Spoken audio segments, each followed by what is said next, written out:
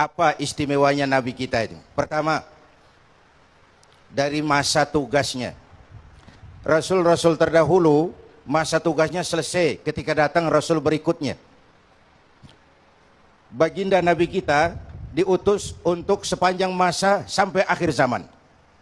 Tidak ada Nabi sesudah beliau. Jadi kalau sekarang datang Nabi baru, wajib tidak percaya. Biar jenggotnya setengah meter, sorbannya kayak Superman, kalau ngaku jadi Nabi, wajib tidak percaya. Umat Islam harus tetap waspada dengan kemungkinannya muncul Nabi-Nabi baru. Nabi-Nabi kesiangan. Udah berapa banyak yang lahir di Indonesia Nabi ini? Ada Ahmad Musaddiq, konsultan bulu tangkis jadi Nabi. Dapat wahyu di Bogor. Padahal biasanya kalau ke Bogor tuh dapat talas. Dapat wahyu. Luar biasa. Alhamdulillah ditangkap sama polisi itu Nabi. Kita salut, polisi kita bukan cuma nangkap teroris, Nabi ditangkepin. Muncul lagi di Bandung, Sayuti namanya. Tukang cukur ngaku dapat wahyu, jadi Nabi lagi. Ditangkap lagi. Belum yang aneh-aneh, ada namanya ngaku Jibril. Dapat wahyu, ditangkap juga. Jibril ditangkap. Saya bilang untung dia masih ngaku Jibril. Kalau ngaku Israel lebih parah itu. Nabi kita istimewa. Nabi terakhir, tidak ada Nabi sesudah beliau. Masa tugas. Yang kedua, sifat pengutusan. Nabi-nabi terdahulu hanya umat tertentu saja. Nabi Hud kepada kaum Ad. Nabi Saleh kepada kaum Samud. Nabi Syuaib kepada kaum Madian.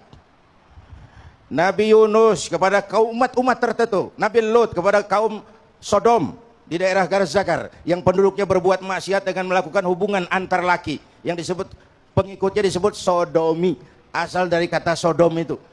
Diturunkan gempa yang dahsyat buat mereka. Saudara, yang ketiga ini syafaat. Saya jujur nih, ngomong jujur, artinya ngomong antar kita. Saya Zainuddin MZ ini, kalau mengharap masuk surga dengan amal yang saya kerjakan sendiri, rasa-rasanya tipis harapan. Benar, dosa saya banyak, ibadah saya sedikit. Dengan sesedikit itu mau menggapai surga yang begitu nikmat, kok murah amat surga. Terus saya baca sejarah, Nabi Adam dosanya satu, makan buah khuldi, dikeluarin dari surga. Nabi Adam dosanya satu, dikeluarin dari surga.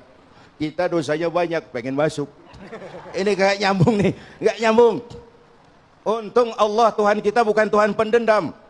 Allah Tuhan kita Tuhan yang rahmah, Tuhan yang maha pengampun. Hai manusia, dosamu banyak, tapi ampunanku lebih banyak. Hai manusia, dosamu besar, tapi rahmatku jauh lebih besar. Kau jalan menujuku, aku lari menyambutmu. Kau nangis di hadapanku, aku senyum melihatmu. Penuh langit dengan dosamu, kemudian kamu menyesal dan bertaubat, Allah pasti akan menerima taubatmu. Saudara-saudara, nanti itu di akhirat. Udah pernah ke akhirat? Sama. Di akhirat itu kan tiap orang sibuk dengan persoalannya masing-masing. Di sidang di hadapan Qadhi Rabbul Jalil, pengadilan yang benar-benar adil. Kalau di sini kan banyak pengadilan tapi sulit keadilan. Di sini ini keadilan mahal. Kita rakyat kecil kalau mau laporan kehilangan ayam itu kudu jual kambing supaya laporannya diurus. Nanti sudah diurus pengen menang di pengadilan itu mesti jual sapi. Gara-gara laporan ayam hilang, kambing dijual, sapi hilang. Itu harga keadilan. Di mahsyar keadilan seadil-adilnya di hadapan Qadhi Rabbul Jalil, Allah Subhanahu wa taala. Saat itu terus terang tiap orang bingung. Kita mau diadilin nih.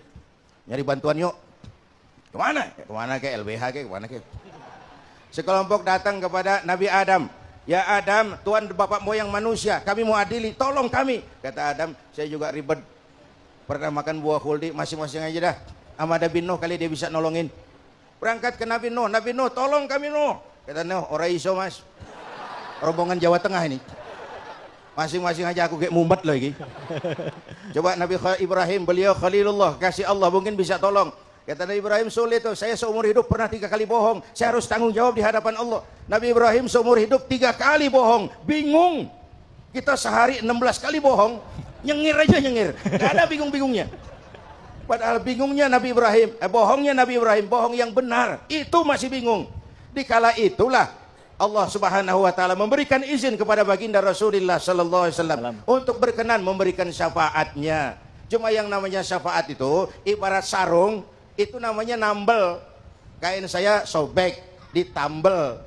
Salat saya kurang, sedekah saya kurang, ada campur ria, puasa kita nggak ikhlas, itu kita harap ditambal pakai syafaat. Kalau punya kain, Kalau nggak punya, kalau nggak punya kain, jidat yang mau ditambal.